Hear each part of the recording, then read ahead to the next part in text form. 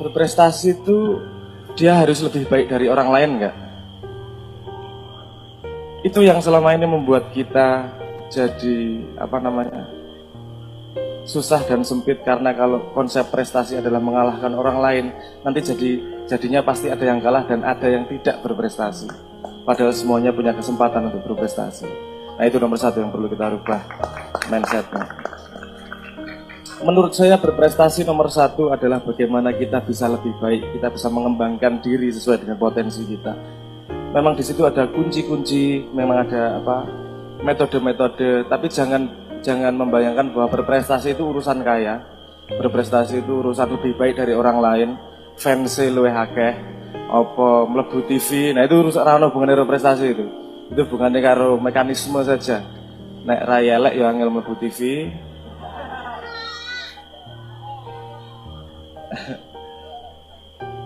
Sing elek-elek tenan sisan malah mlebu TV.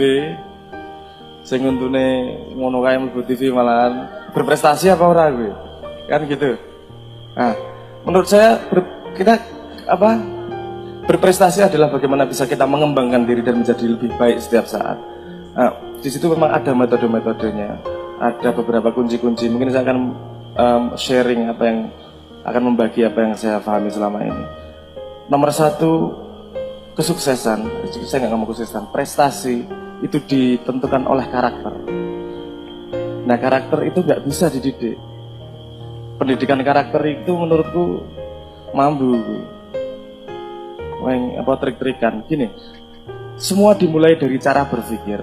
Karena apa yang kamu pikirkan akan keluar di kata-katamu. Apa yang kamu katakan akan menjadi perilakumu. Apa yang menjadi perilakumu akan menjadi kebiasaanmu. Yang apa menjadi kebiasaanmu akan menjadi karaktermu. Nah, semuanya dimulai dari pikiran yang benar, pikiran yang baik. Itu nomor satu, nomor saya. Jadi orang no pikiran mengalahkan orang lain, orang no pikiran golek musuh. Kadang-kadang gitu, aku berprestasi harus mengalahkan dia. Urusannya bukan mengalahkan dia. Kamu menemukan potensi terbaik yang ada dalam dirimu. Urusan kalah menang ki angel soalnya. Nek iwak mas koki dijak lomba menek wit banding ke munyok ya kalah. Jadi semua orang punya punya caranya masing-masing. Semua orang punya bakatnya masing-masing. Justru karena dia unik dan menemukan bakatnya, dia akan membuat karya yang berbeda dan semua akan saling melengkapi karya-karyanya. Orang juga rebutan lagunya podo modele, nggak kelihatan dirinya sendiri. Dia tidak akan mencapai prestasi kalau dia hanya iso niru fotokopi toh. Karena fotokopi kelima burem mesti. Fotokopi melu-melu terus. Jadi dia harus menemukan dirinya. Dia harus otentik dengan dirinya. Itu bisa dimulai dengan karakter itu tadi. Itu nomor pertama. Dan tadi saya ingatkan lagi, karakter mulainya itu dari cara berpikir. Wis mikire sing bener dhisik, lakunya akan membawamu ke sana. Nomor satu itu. Nomor dua, kesuksesan, orang bilang kesuksesan bekerja keras. Saya nggak setuju. Karena orang bisa bekerja keras tanpa mencapai kesuksesan. Yang dilakukan dalam sukses adalah bekerja dengan tepat, bukan bekerja keras. Kenapa kita perlu bekerja keras? Karena kita tidak tahu bekerja yang tepat seperti apa. Kadang-kadang bekerja keras itu sangat-sangat diperlukan. Tapi yang membawa kesuksesan adalah bekerja yang tepat. Akeh kok ceritanya, wong dadi band apa urusane neng TV itu bukan karena dia paling baik atau gimana, cuman kebetulan lagi nyanyi serius di tempat yang tidak, misalnya yang pinggir jalan tapi nyanyi tenanan, dia serius dengan apa yang dia lakukan, tepat dia melakukannya, bukan ya dia lakukan sehari-hari, waktunya dihabiskan dengan membuat karya, dengan penyanyi yang baik, dengan mengasah kemampuannya, bukan repot lobby bagaimana cara masuk ke label. Itu contohnya yang jadi namanya Iwan Fals itu, dia nggak masuk ke sana, masukin album, nggak gitu, pengen jadi label sana, nggak seperti itu. Dia bekerja dengan sungguh-sungguh, dengan apa yang dia miliki, bikin karya terus sampai karyanya banyak, ngamen sampai akhirnya ditemukan, sampai suaranya matang.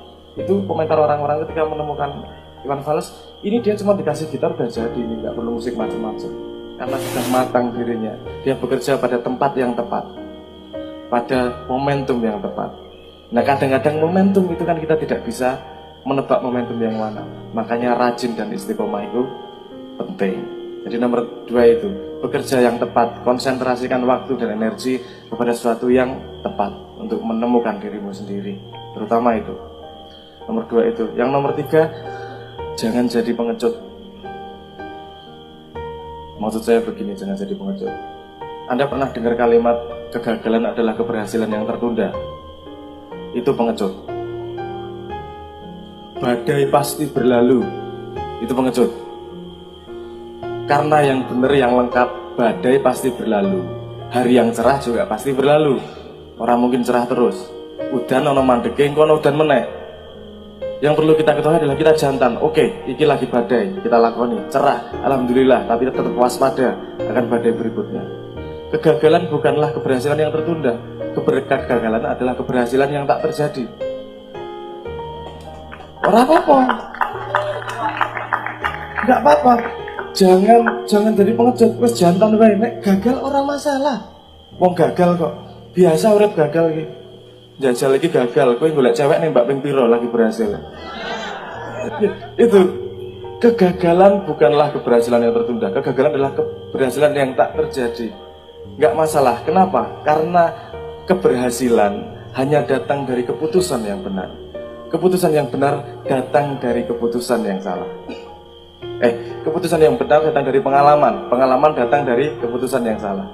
Jadi kalau kamu gagal, akui bahwa itu kegagalan dan cari tahu kenapa kamu gagal.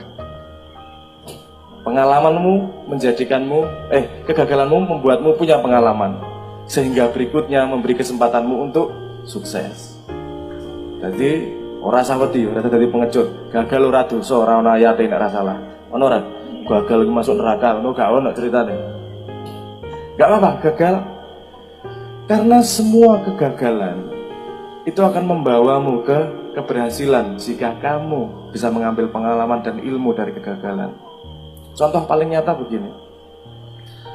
Kalau kita dapat kejadian buruk, pasti dicari hikmahnya, bener nggak? Ada yang pernah mencari hikmahnya ketika ada kejadian baik?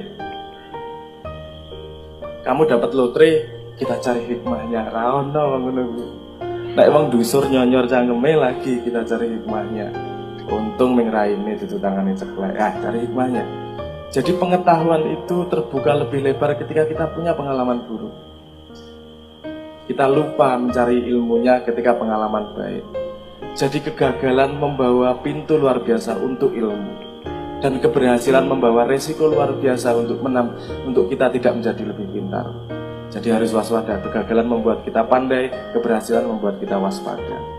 Ketika kita bisa menjaga lingkaran itu terus, berhasil, kita waspada. Gagal, kita belajar. Berhasil, kita waspada. Belajar, kita gagal, kita belajar. Kalau lingkaran itu terus berjalan, kita akan terus dari tambah pintar dan tambah maju. Karena kesuksesan tidak hanya terjadi sekali.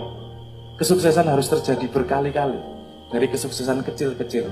Untuk sampai ke 1 kilometer ke depan, kamu perlu sukses 1 langkah demi 1 langkah.